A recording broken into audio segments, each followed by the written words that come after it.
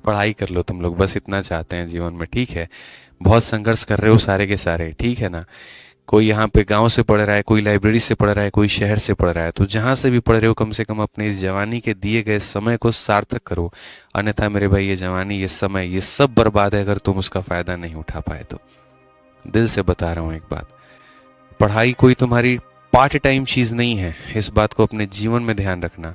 तुम्हारे दुनिया के बाकी सारे काम तुम्हारे लिए पार्ट टाइम है, लेकिन पढ़ाई ही तुम्हारा सब कुछ है। अपने दिमाग में ये फिट कर लो, बैठा लो।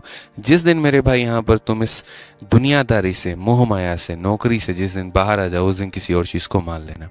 बहुत लोग बोलते हैं जीवन में यहाँ पर नौकरी ही तो सब कुछ नहीं होती है। अरे जब तक इंसान नौकरी की तैयारी कर रहा होता है उसके लिए वहीं सब कुछ होता है, कोई कोई क्यों नहीं बताता है। अब नीट की तैयारी कर रहे हैं बच्चे को तुम शुरू में ही ये बोल दो बेटा नीट ही सब कुछ नहीं होता है, तो वो नीट की तैयारी करेगा?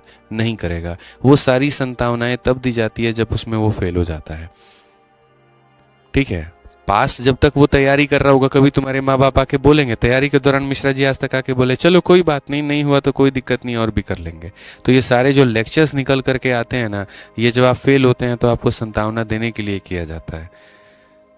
ये बात शुरू से बच्चे के मन में डाल दिया जाए कि भाई देख बिना लोड लेकर के पढ़ाई कर, सिलेक्शन हो गया तो ठीक है, नहीं हुआ तो कोई बात नहीं, और भी चीज़ें हैं जीवन में वो की जाएंगी। तब देखो कितना रिलैक्स होकर के पढ़े, फिर नर्वसनेस थोड़ी होगी वहाँ पे, परफॉर्मेंस बेहतर होगा। शुरू में कहते नहीं है बाद में हो जाए तो संभावना देते हैं, इसे थोड़ी होता है। दोस्त बन के रहो, शुरू से रहो, बढ़िया है ना।